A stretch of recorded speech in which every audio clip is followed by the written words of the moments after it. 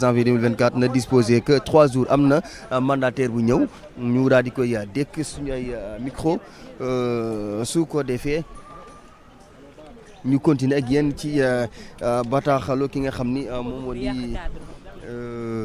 Thierno Alassane Sall.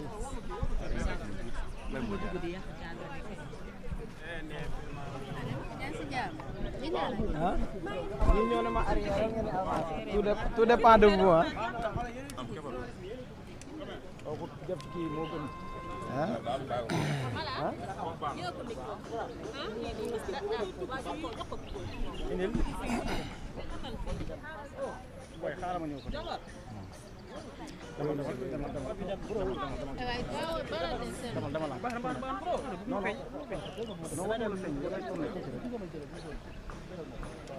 yaa ngi ci kaw si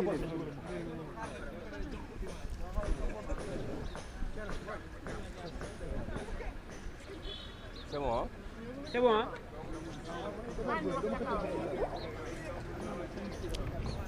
Ne vous inquiétez pas. J'ai l'habitude. Mbaye Ngom, mandataire Serigne Mboup. Baax na, c'est bon pour tout le monde. Waaw, présentez s'il vous plaît. Mbaye Ngom, mandataire Serigne Mboup. D'accord. Voilà, Serigne Mboup, Serigne Mbaye lan nga jot a jëli fi nga xam ne moom mooy conséquence. Waaw, tey di sant Yàlla xam ngeen ni njëkkoon nañu déposer suñu dossier de parrainage yi déposé woon le maximum muy 58 975 ci 58 000 yi ñu amoon ci 27 000 yoo xam ne dafa nekkoon ay doublons externes ñu validé woon ci 31 752 amoon uniquement 116 rejets li ñu may chance tey mooy bëriwuñu woon ay rejets. yàlla def ñu andiwaat tey 26 531 parrains ci 26 000 yi bi ñu ko contrôlé gis nañ ni 21 000 yëpp baax na. Donc 21 000 et quelques plus 31 000 et quelques ñu njëkkoon validé mu nekk 53 000 yoo xam ne parrain validé nañ ko te ñu ngi ñu doon laaj 44 000 donc dépassé nañ plus de 9 000 parrains yoo xamante ne c'est validé aujourd'hui le parrainage de Serigne Mboup yàlla def na ci jàmm alhamdulilah validé nañ ko. validé nañ aussi 10 régions bu njëkkoon ñu ngi validé woon 6 régions. tey bi ñu dugalaatee am na yeneen 4 régions yoo xam ne validé nañ ko muy Kaffrine ci la bokk Fatick ci la bokk Kolda ak Kédougou yàlla def dañu puiser yoon ci suñu réserve tey mën nañ ni 7 régions ñu doon laaj dépassé nañ ko ñu ngi am 10 régions. ndax da nga bokk ci mandataires yi ŋàññi système parrainage bi. Bon système de parrainage bi am na ñu koy ŋàññi am na ñu ko dul ŋàññi bon c'est compliqué pour tout le monde ah parce que soo xoolee.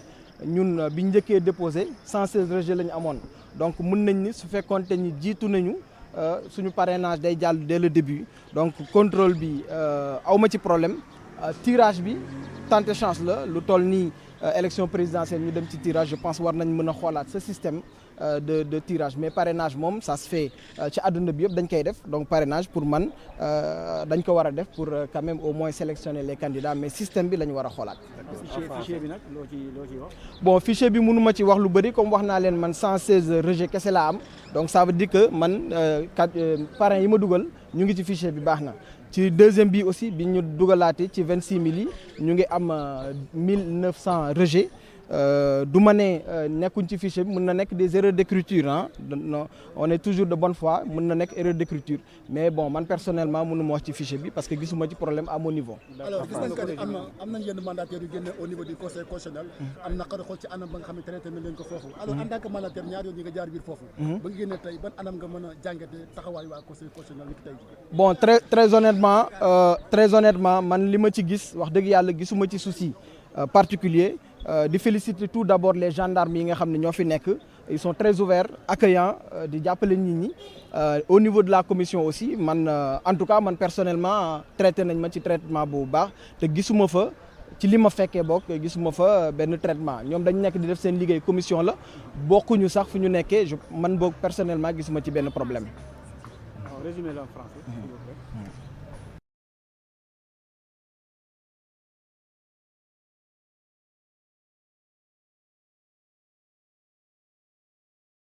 Ce matin, 58 975. Sur le parrainage déposé, nous avions validé en première phase En première phase, 31 752. Et sur les 31 752, il y avait, sur les 58 000 déposés, il n'y avait que 116 rejets et 27 107 doublons. Aujourd'hui, nous avons déposé 26 531 nouveaux parrainages pour pouvoir régulariser ces doublons. Et Dieu a fait qu'on a validé les 21 000 parrainages et quelques. Ajouté aux 31 000 premiers, ça nous fait 53 000 parrains qui sont validés. Pour nous, c'est une bonne chose, c'est une excellente chose. D'autre côté aussi, nous avons validé 10 régions. En premier lieu, nous avions déjà validé 6 régions. Et cette fois-ci, il y en a 4 qui s'y rajoutent, à savoir Kaffrine, Kédougou, Kolda, mais aussi Kaffrine, Kédougou, Kolda, et j'ai oublié la 10e région. Et que pensez-vous du système de parrainage? Et Fatick, ouais. Le système de parrainage, nous personnellement, on n'a pas de problème particulier là-dessus. Tout ce qu'on peut souligner, c'est juste le système qu'on fait, surtout le tirage à l'élection présidentielle, qui est quand même la magistrature suprême, et de partir sur du tirage. Pour nous, il faudra revoir le système, peut-être faire le tirage en amont avant de déposer ou autre chose. Mais je pense que le système à revoir. Maintenir le parrainage, mais revoir le système. Merci beaucoup. On vous remercie. Très bien. Merci beaucoup.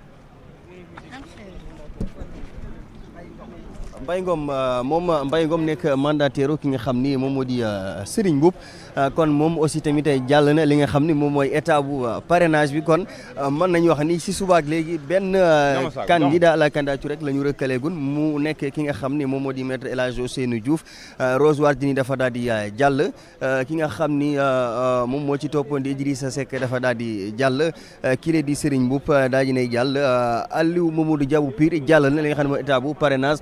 kon jamono ji ni kii la di Pape Djibril Fall PDF les serviteurs la ñu war a càmbar li nga xam ni moom moo di son dossier de candidat à la candidature sànq ñi ngi leen doon jàngal moom Thierno Alassane Sall ni ki tey ji daal dinay déposé kon benn daal dinay déposé auprès du Conseil constitutionnel des réclamations et un recours. Ce dernier visait à constater la rupture d'égalité des candidats invités à régulariser la liste de leur parrainage pour cause de doublon. En effet, en fixant à l'ensemble des candidats concernés par ce second tour le même jour, le lundi 8 janvier 2024, pour régulariser les doublons constatés dans leur liste de parrainage, le Conseil constitutionnel rompt de façon flagrante l'égalité entre les candidats. Ainsi, les premiers contrôles ayant été effectués le samedi 30 décembre 2023, les candidats de cette première lot ont eu 8 jours pour préparer la régularisation, tandis que ceux qui ont subi le contrôle en dernier lieu le vendredi 4 janvier 2024 ne disposaient que de 3 jours. ci li nga xam ne jotagul naa ko lire moom muy wax ni daal dinay Thierno Alassane Sall moom daal dinay déposé fii la ci wetu Conseil constitutionnel yenn ci ay réclamations ndax dafa gis ni le fait que ñu boole candidat yi yàlla second tour yëpp ci benn bis. loolu dañu respecté lu jëm ci wàllu yamale gi ndaxte ñi nga xam ne ñoom ñoo njëkkoon a jàll état bu parrainage bi ñoom ñoo ëppale ay fan yoo xam ni am nañu ko pour préparer second tour bi ak ñi nga xam ni ñoom ñoo mujjee jàll. parce que boo njëkkee jàll ki nga xam ni dafa ñëw 2 jours après da nga am 2 jours d'avance ci moom pour mën a préparer li nga xam ne moo di sa état bu second tour kon moom dafa jàppoon ni vraiment ni ñu respecté ordre de passage bi noonu la ñu waroon a respecté benn par benn ñi nga xam ñoo njëkkoon a jàll ñu jàppal leen seen jour bopp ñi si topp ñu jàppal leen seen jour bopp ainsi de suite ba ñëpp yem au même pied l'ONE la ko daal di xamle moom mi nga xam ni moom moo di Thierno Alassane Sall mu ni en dépit de cette rupture d'égalité flagrante du fait du seul Conseil constitutionnel, ce dernier passe outre le droit naturel de disposer d'un recours et poursuit en faisant fi des réclamations et recours disposés. L'un des piliers essentiels d'une saine et transparente compétition est violé au vu et au su de tout. Il n'est pas nécessaire d'être un juriste pour s'en apercevoir. C'est par de tels actes que l'opinion juge le Conseil constitutionnel et les charges qui le composent. moom nag jàpp na ne vraiment li nga xam ni jot na fi am mu nekk loo xam ni ñàkk a yemale gu ci am gu jéggi dayo la jëru sax nga nekk juriste ak yu ni mel pour xam ko mais boo xoolee ak say gët rek di nga xam ni lii ak ñàkk a yemaloo am na ci moo tax sénégalais di am yenn gët yi yenn xoolee ni ci ñi nga xam ni ñoom ñoo di waa Conseil constitutionnel ak 7 charges yi nga xam ni ñoom ñoo ko composé. Mouni, ces juges exposent le Sénégal en donnant à voir à tout que les principes les plus élémentaires du droit n'ont aucune considération à leurs yeux, car si on ne peut pas on ne peut s'en remettre à la justice. L'ultime recours, les institutions elles-mêmes sont menacées comme le démontrent les derniers événements violents dans notre pays. Yàlla na ci Yàlla musal moom mu jàpp ni lii nag en tout cas dafay exposer Sénégal da koy dugal ci mën na ko dugal ci moment yoo xamante ni si nii moment yu jéggi dayu la mi ngi fàttali sax événement yi fi xam ne jotoon na fi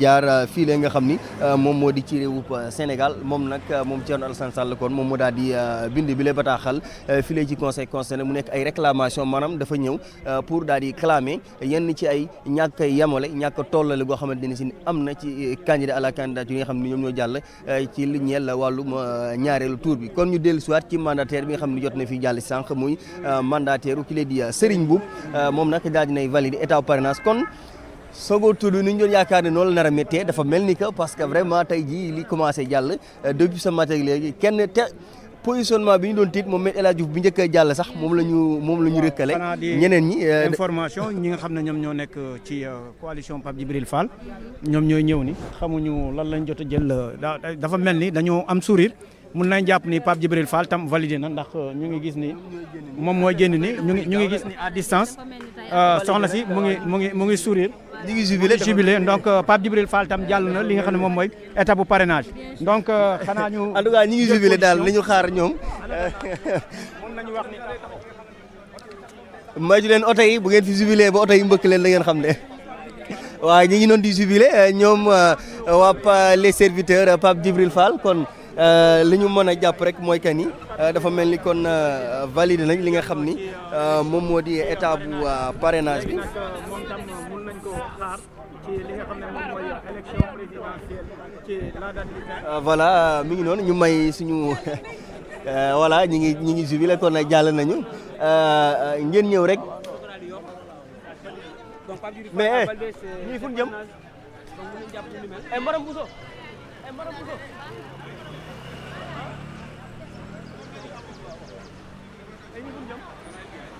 alors nañ gaaw voilà nañu ñëw wax ak Sénégalais yi affaire yi gaaw na trop contrôle bi cette fois-ci nii en tout cas rapide na gaaw na li gars yi naan mu rapide moom PDF mais cette fois-ci ni nga xam ni jàngat naa ko ci mooy que ni ñu doon yaakaaree que ni second tour yi noonu lay compliqué vraiment tel n'est pas le cas parce que depuis ce matin ci suba ak léegi 6 candidats jàll nañu 5 yi ñoom ñu jàll nañu kenn la ñu recalé moom mooy Me El Hadji Diouf bi nga xam ni moom la ñu daal di téye ci second tour li nga xam ni moom moo di parrainage yi kon en tout cas nekk na. nekk na li nga xamante ni si ni en tout cas moom mooy li nga xam ni am na fi pour le moment et yaakaar naa ni bon li nga xam ni surprise mën nañ jàpp ni est-ce que amagul na ci trop ci li ñu jotagul a nemmeeku fi xanaa surprise am na mooy ci élimination kii Me El Hadji Diouf mën nañ ko jàppee surprise parce que déjà moom bokk na ci ñi nga xam ne ñoom ñoo njëkk a dugal seen clé bi ci tey jii nii ci machine bi te dëmb bi ñu jël ki nga xam ne moom mooy monsieur Malou confiance la amoon confiance bi nga xam ne jàpp na ni ñoom duñu yemuñu ci li nga xam ne moom mooy parrainage bi waaye mu ngi wax ni moom jàpp nañu ni ki nga xam ne moom mooy Me El Hadji Diouf moom mooy le meilleur candidat parce que moom jàpp na ni dañuy jàll ci li nga xam ne mooy parrainage nee na bu ñu wax waxu parrainage mais nañu wax ni président moom mooy meilleur candidat pour mën a nekk président 2024 tey jii nii nag bu ñu leen éliminé xam naa mbégteel lay doon si ñoom. il faut que ñu comprendre ko aussi olof dafay faral di wax moo bu am solo. muy maanaam dem ca làmb ja di bàkku jóge fa di bàkkoo ko gën te ku ne xam na ne que déjà boo demee li nga xam ne moom mooy deuxième tour war a ñëwaat fi nga xamante ne ni moom moo di ci conseil constitutionnel pour ñu amalaat lépp la nga xam ne moom mooy saytu ça ne veut pas dire que ni que la nga war a mottali bëriwul rek boo ñëwee dañ lay daal di valider ndax gis nañ ne que depuis ce matin 5 candidats yi nga xam ne ñoom ñoo fi jot a jàll gis nañ ne que moom Me El Hadji Diouf la ñu daal di gàntal kon day nekk mbir ma nga xam ne en tout cas doy na waar surprise aussi mën nañ ne que jóge na ci benn côté parce que ñu ci bari foogoon nañ ne que mbir mi day jël temps mais gis nañ ne que yàggeewul sax ni ni mel parce que gis nañ ne que premier groupe bi nga xam ne moom moo njëkk a jàll maanaam ñi nga xamante ni ñoom la ñu convoqué woon fii à partir de 9h30 daanaka sax li des ci liste boobee nekkul la nga xamante ni moom moo bëri liñ ci mën a jàppandi rek mooy Rose Wardini moom aussi dañ ko daal di validé ki nga xamante ni aussi voilà PDF son mandataire mi ngi nii elle est là ñëw fas yéene wax ak taskatu xibaar yi ñu déglu ko. dañuy def kii nekk une communication. ñëwal nii indi ay leeral vous êtes tous souriants. avancé ñëwal te bul reculer de ñëwal avancé tuuti. da ngay filmé da ngay jël son ok. yaakaar ni kii bi ngay ma yaakaar ni vidéo bi ngay mu ñëwee mu ànd taal nga su baaxee rek ñu dem présentez-vous s'il vous plaît. xaaral ñu pare pare ngeen madame ñëwal ni tuuti avancé madame ñëwal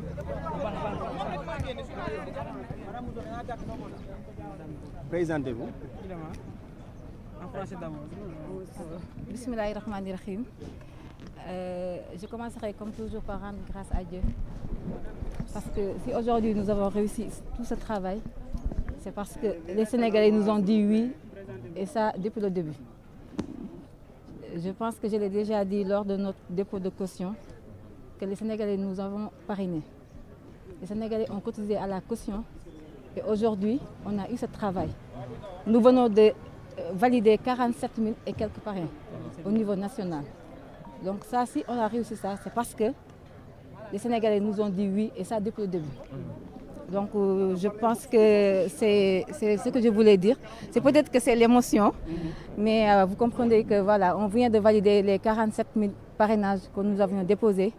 Et j'en profite pour vraiment remercier les Sénégalais de tous bords. Vous devez combler combien? On devait combler 13 000 et on a validé plus de 16 000.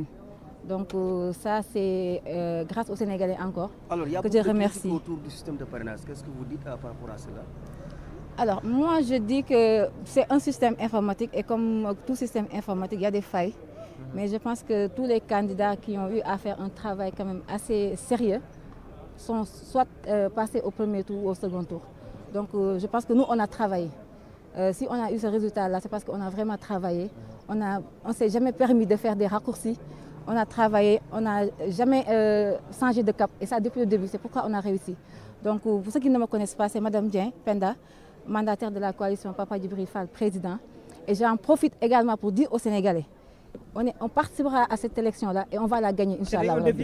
C'était un défi les parrainages? Oui, c'était un défi parce que c'est un système de filtre. C'est un système de filtre, donc c'est tout forcément un défi. Mais c'est un défi qui ne nous a pas arrêtés, donc on l'a réussi, alhamdoulilah. Alors, ci wolof man maa ngi tudd Madame Dieng Penda, nekk mandataire national de la coalition Papa Djibril Fall, président. Alors aujourd'hui, nous avons réussi nañu li nga xamante ni moom moo nekkoon second tour bi, validé nañu 47 000 parrainages au niveau national. Donc loolu dinañ permettre tey jii ñu bokk ci élection yii di ñëw. Ñu waroon a mottali 13 000, donc ñu ci 13 000 ñu waroon a mottali ñu indi woon 22 000, validé ci 16 000 encore. Donc mu nekk liggéey boo xamante liggéey bu ama solo. ñu ciy remercier Sénégalais yëpp ci boor politique bu ñu mënti wax. ndax gis nañ élan de solidarité bi nga xamante ni bi ñu lancé parrainage bi Sénégalais yëpp fépp bu ñu ci mënti bokk ànd nañ ci ak ñun. ndax bokk ngeen ci ñi nga ñi système parrainage. waaw système parrainage bi nag moom système la système informatique la te ñi ko xam système informatique xam ni day am ay failles. Donc c'est pas un système parfait, donc on tend vers la perfection et je pense que élection yi di ñëw échéance électorale yi di ñëw dinañ ko jël en compte mais li ma mënta wax rek di ko xam Sénégalais yi mooy incha allahu rabbi dinañ bokk ci élection yi te élection yi bu ñu ci bokkee Papa Djibril Fall sera le prochain président du Sénégal. Merci beaucoup. mu nekkoon Penda la mandataire de la